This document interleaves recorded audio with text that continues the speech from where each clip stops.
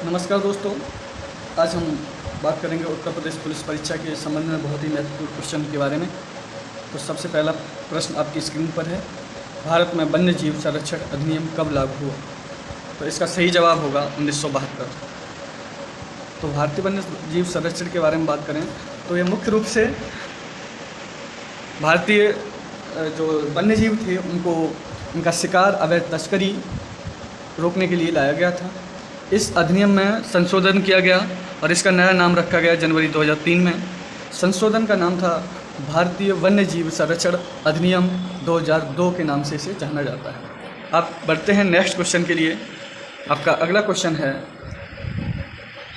इसमें से किस पर्यावरणविद को जल पुरुष के नाम से जाना जाता है? तो आपके ऑप्शन दिए गए हैं, सुंदरलाल बहुगुणा, राजेंद्र सिंह, बी वेंकटेश्वरलू और सलीम अली। तो आपका सही जवाब होगा, आप जानते हैं तो कमेंट बॉक्स में करिए, नहीं तो मैं बता रहा हूँ, सही जवाब होगा आपका राजेंद्र सिंह, जिन्हें जल पुरुष के नाम से जाना जाता है। सुंदरलाल बहुगुणा के बारे में आप लोग जानते ही हैं, इनको चिपको आंदोलन का जनक भी कहा जाता है। इनके साथ चंडी प्रसाद भट्ट और गौरा देवी ने भी साथ दिया था। चंडी प्रसाद भट्ट और गौरा देवी। राजेंद्र सिंह को जल पुरुष कहा जाता है। सलीम अली जो कि एक पक्षी वैज्ञानिक थे, इन्हें पक्षी पुरुष के नाम से भी जाना जाता है। अब बढ़ते हैं नए क्वेश्चन के लिए। भारत में वन संरक्षण अधिनियम कब पारित किया गया? तो इसका सही जवाब होगा आपका 1980 में। सही जवाब क्या होगा? 1980 में। अब बढ़ते हैं नेक्स्ट क्वेश्चन के लिए। आपने सुना होगा मैती आंदोलन का संबंध किस राज्य से है? मैती आंदोलन जो 1994 में कल्याण सिंह रावत द्वारा उत्तराखंड के चमोली जिले से प्रारंभ किया गया था। इसमें क्या होता था आपको बताते हैं। जब किसी दूल्हे का यानी कि जब किसी व्यक्ति की शादी होती थी तो दूल्हे की जूता चुराने वाली एक रस्म होती थी। देखते हैं आप लोग अभी भी हिंदू धर्म में जो रस्म होती है जूता चुराई की, उसमें क्या होता था कि दूल्हे को लड़की के मायके, जिसको उत्तराखंड में मायके को मैती शब्द बोलते हैं, उसमें दूल्हे को एक पेड़ लगाना पड़ता था। इस तरह यह पेड़ लगाने की परंपरा शुरुआत हुई और एक आंदोलन का रूप धारण कर लिया, जिसको मैती आंदोलन कहा गया। बढ़ते हैं नेक्स्ट क्वेश्चन के लिए। निम्न में से कौन सही सुमेलित नहीं है? तो आप देख रहे हैं, पहला ऑप्शन है प्रथम विश्व जलवायु सम्मेलन, जो कि 1979 यानी कि 1979 है, जो कि बिल्कुल सही है। बी ऑप्शन है प्रथम पृथ्वी शिखर सम्मेलन, जिसको एजेंडा 21 के नाम से भी जाना जाता है। ये भी आपका ऑप्शन सही है। पृथ्वी शिखर सम्मेलन +5 जो कि 1997 में हुआ, ये भी सही है, क्योंकि पृथ्वी शिखर सम्मेलन जो प्रथम था वो रियो डी जेनेरियो में हुआ था। रियो डी जेनेरियो के जो कि ब्राज़ील का एक बहुत ही बड़ा शहर है। 1992 के जून माह में विश्व पृथ्वी शिखर सम्मेलन का आयोजन किया गया था। इस सम्मेलन में उपस्थित देशों ने टिकाऊ विकास के लिए व्यापक कार्रवाई योजना, जिसको एजेंडा 21 भी कहा जाता है, किया गया था। अब कार्बन व्यापार प्रोटोकॉल की बात करते हैं। तो कार्बन व्यापार प्रोटोकॉल जो कि मॉन्ट्रियल शहर कनाडा में है, मॉन्ट्रियल कनाडा में न होकर यह क्योटो में हुआ था। क्योटो एक जापान का शहर है, वहाँ यानी कि कार्बन व्यापार प्रोटोकॉल जो था, इस सम्मेलन का आयोजन 11 दिसंबर 1997 को जापान के क्योटो शहर में हुआ था। इसमें 159 देशों ने आम सहमति से हस्ताक्षर किए थे। इसका मुख्य उद्देश्य क्या था?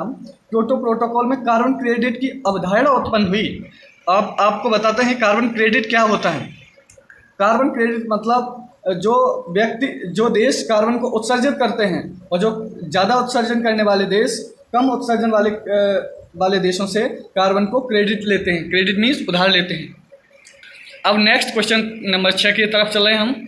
जलवायु परिवर्तन पर संयुक्त राष्ट्र का सम्मेलन COP21 आयोजित हुआ था। ऑप्शन है आपके में मॉस्को, पेरिस में, बर्लिन में और टोक्यो में।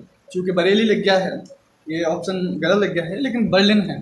लेकिन इसका जो सही जवाब होगा आपका COP21, जो कि आपका पेरिस में हुआ था। तो हम COP21 की बात करते हैं।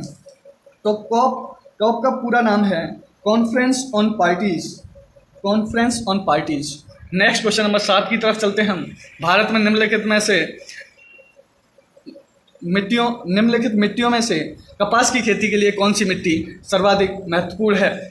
तो हम बात करेंगे मिट्टी की। तो सबसे पहले नंबर ऑप्शन आपका दिया है जलोढ़ मिट्टी, और लेटेराइट मिट्टी, लाल मिट्टी और रेगुड़ मिट्टी।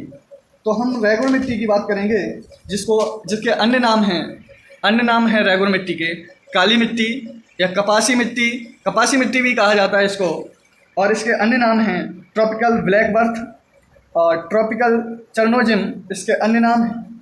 यह कपास के लिए बहुत ही महत्वपूर्ण मिट्टी होती है। तो आपका सही जवाब होगा रेगुड़ मिट्टी। नेक्स्ट है आपका मालवा पठार की मिट्टी कौन सी है? मालवा पठार जो कि काली मिट्टी से भरपूर है, इसमें बहुतायत मात्रा में काली मिट्टी पाई जाती है। तो सही आंसर आपका होगा काली मिट्टी। नेक्स्ट है लेटेराइट मिट्टियों के बारे में निम्नलिखित में से कौन कथन सही है? तो आप ऑप्शन पढ़िएगा, उसके बाद नीचे जो दिए गए कूट हैं उनका सही प्रयोग करके आंसर दीजिएगा।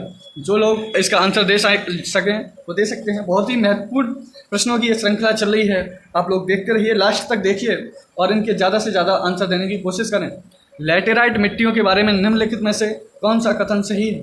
नंबर 1, वे लाल रंग की होती हैं। नंबर 2, नाइट्रोजन और पोटाश से समृद्ध होती हैं, उनका राजस्थान और उत्तर प्रदेश में अच्छा विकास हुआ है। इन मिट्टियों में टेपियोका और काजू की अच्छी उपज होती है।